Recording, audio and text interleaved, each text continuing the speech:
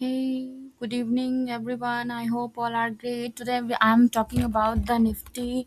Nifty के बारे में बात करते पूरे टाइम मार्केट साइडवेज रहा। अभी 24,240 का इसने हाई लगाया, लेकिन ऑलमोस्ट जो सपोर्ट लिया वो 24,150 का उसने सपोर्ट लिया।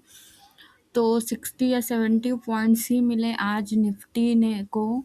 ठीक है, मूवमेंट करने के लिए ऑलमोस्ट कंसोलिडेशन करता रहा मार्केट ऑल द टाइम।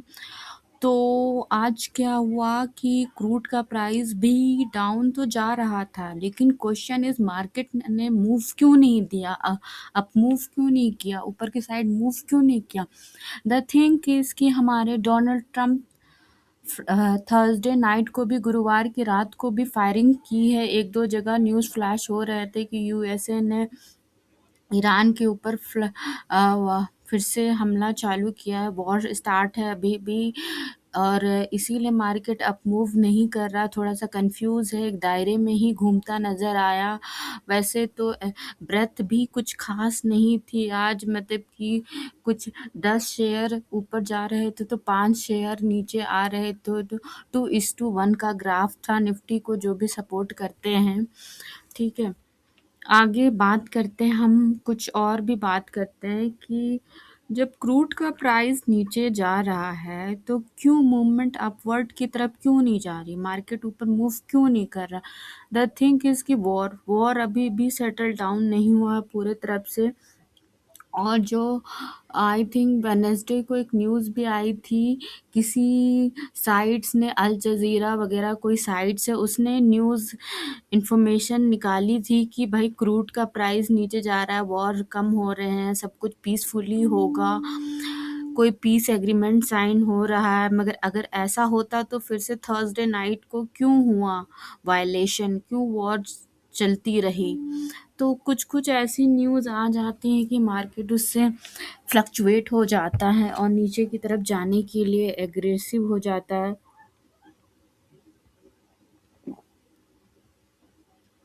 तो इसका थोड़ा सा प्रॉब्लम है। आज अगर देखा जाए तो निफ्टी को ऊपर जाने के लिए सारे इंडेक्स का सपोर्ट चाहिए। सारे इंडेक्स ऑलमोस्ट डाउन ही जा रहे थे। बैंक निफ्टी भी कुछ खास नहीं कर पा रहा था, बैंक निफ्टी तो बहुत दिन से नीचे जा रहा है। ठीक है ना, निफ्टी बैंक निफ्टी भी थोड़ा देख लेते हैं, let's take a look. Bank Nifty में हाँ, पीई में तो बेनिफिट हुआ होगा, जिसने पीई खरीदा होगा, कुछ मूवमेंट तो मिला है। 55,800 का उसने ऊपर में अपना दायरा बनाया और नीचे में उसने 55,000 लगभग सपोर्ट लेने की कोशिश की थी, लेकिन कुछ तो बेनिफिट मिला होगा जिसने पीई खरीदा होगा। एक्चुअली बैंक निफ्टी का है ना कि थोड़े एक्सपेंसिव होते हैं ना वो, you can't buy so easily ना, it's little expensive compare to Nifty. और ये भी कि निफ्टी क्यों नहीं मूव कर रहा है, उसके पीछे बहुत सारे कारण हैं। ठीक है, उसके पीछे मैं थोड़ा सा क्या करूँ, एक सेकेंड।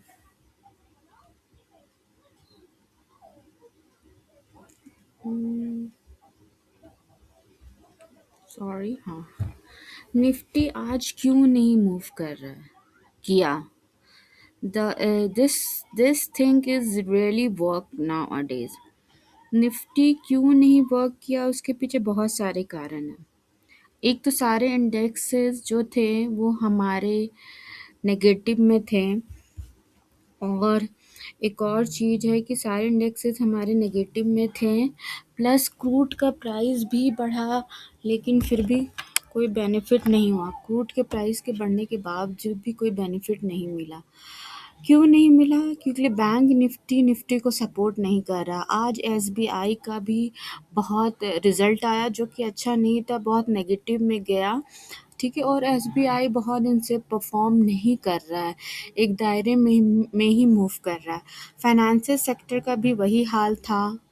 ठीक है, फाइनेंशियल सेक्टर भी नहीं, बिकॉज ऑफ ऐसा न्यूज़ आ रहा है कि आरबीआई जो है उसने कुछ ट्रेजरी या कुछ I think bond I think जो हमारे पास आरबीआई का रिजर्व है उन्होंने कुछ बेचा है, इसीलिए भी बैंक निफ्टी सपो मतलब कि एक दायरे में घूम रहा है और डाउन का मूवमेंट कर रहा है।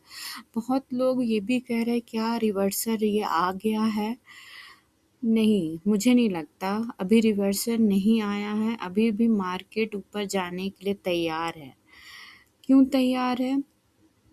क्योंकि जैसे ही यूएस की तरफ से वॉर ख़त्म होगी, मार्केट का एक नया हाई बनेगा और मार्केट ऊपर की तरफ बहुत शार्पली और अच्छे से मूव करेगी। तो हमें वेट एंड वॉच की स्ट्रैटेजी अपनानी है। थोड़ा सा ये वॉर थम जाए, लेकिन क्रूड का भी प्राइस नीचे गया आज, लेकिन मार्केट अप मूव क्यों नहीं किया? उसके पीछे कारण ये है कि अभी भी बहुत सारे जो कच्चा तेल है, क्रूड है, वो वेस्ट हो गया है, ठीक है? उसको एक्युमुलेट करने में, उसको फिर से स्टेबल होने में भी टाइम लग रहा है। ये रेंज माइट भी क्रूड का रेंज जो है 85 से 100 तक के बीच का हो। अभी तो बहुत लोग बोल रहे हैं कि 2027 में 100 के ऊपर भी जाए और 125 पर बैरल भी हो जाए, ऐसा अभी मानना है। ठीक है, दीज आर ओनली प्रोडक्शन। हाँ, आई एम नॉट टेलिंग कि हाँ ऐसा हो रहा है, I can't tell you anything, क्योंकि ये मार्केट है, ऐसा थॉट और सिनारियो बनाया जा रहा है। ओके, सेंसेक्स का भी वही हाल रहा, सेंसेक्स भी एक दायरे में घूमता रहा। चलो थोड़ा सेंसेक्स मैं दिखती हूँ।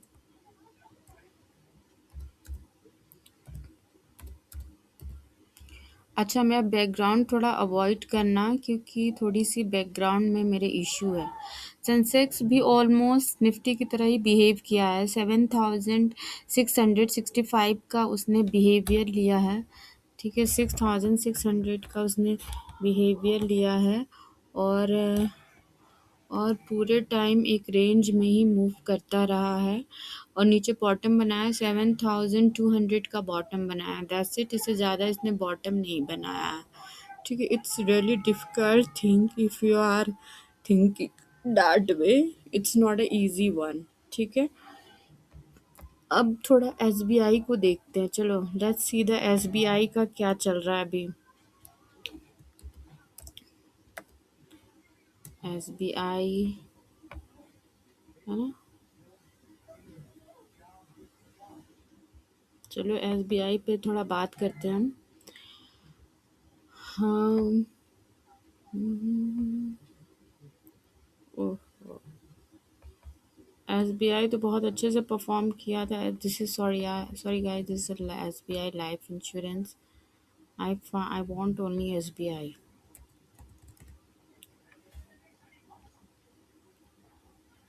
This are SBI. हाँ, अब देखो एसबीआई का क्या रेंज आ रहा है। एसबीआई का जो रेंज आ रहा है वो आ रहा है 1100 से लेके 980 तक का ही रेंज है।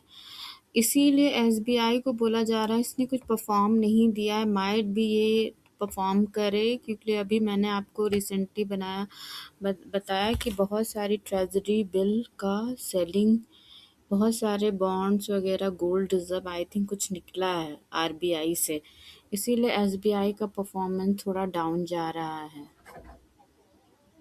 लेकिन इट्स गुड फॉर बाय, जिसको बाय करना है, this a good time to buy. ठीक है, आज के लिए इतना ही एनालिसिस आज मैंने एसबीआई का किया है। अगर आप कुछ और चाहते हो एनालिसिस करने तो please recommend me, I will analyse that topic. Thank you, तब तक के लिए bye bye, see you tomorrow. Weekend आपका अच्छा जाए, तब तक के लिए सी यू। अगर सब कुछ सही रहा तो मंडे को मार्केट माइट भी अप मूव दिखाए, लेकिन सारे फैक्टर को ध्यान में रखना है कि सारे फैक्टर अच्छे से आपके काम करने चाहिए। आपको पता है कौन कौन से चीज़ों पे ध्यान देना है आपको ट्रेड करते समय। All the best, all the best and do your best. तब तक के लिए bye bye, see you tomorrow, see you on Monday.